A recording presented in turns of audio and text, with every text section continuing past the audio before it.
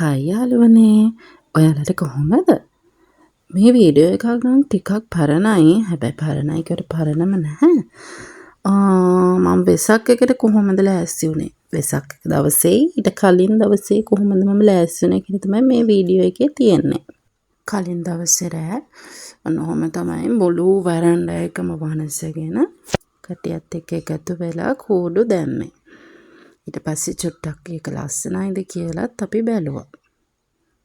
බලත් බලන්නකො ලස්සනයිද කියලා.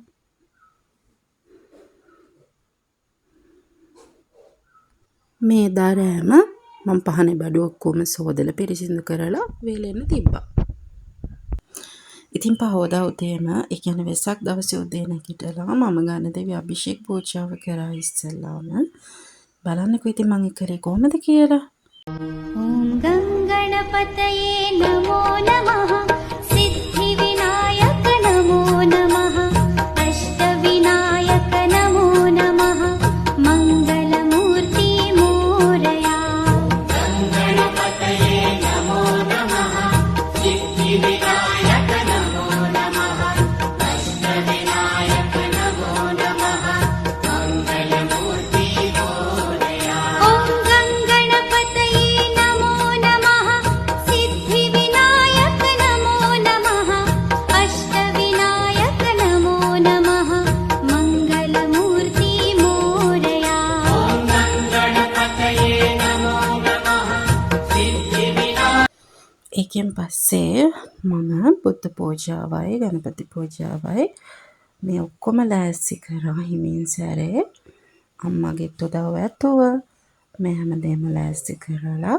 පූජාව තියලා ඒ දවසේ සතුටින් ගත කළා. අන්නෝම තමයි මගේ වෙසක් දවස් උදේ වරුව ගෙවිලා ගියේ. මෙන්න වගේ වැඩ ටිකක් කරන්න. ඉතින් මට හරි සතුටයි සැනසීමයි හිතට මේ ටික කරාට පස්සේ.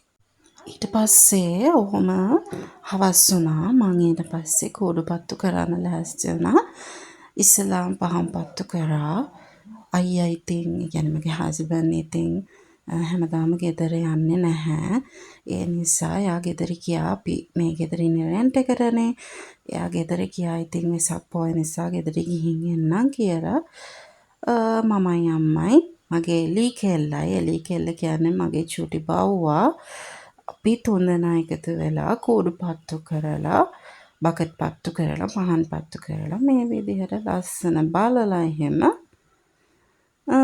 වෙසක් දවස සතුටින් ගත කරා. මම ෆොටෝස් ටිකකුත් ඇඩ් කරන්නම් අගට. ඔන්න බලන්න අපේ එලි කෙල්ලත් ඉන්නවා මේ ෆොටෝස් වල. ඉතින් ආයෙත් ලස්සන වීඩියෝ එකකින් මම එන්නම් ඕගොල්ලන් බලන්න. ඒකකන් හැමෝටම බයි.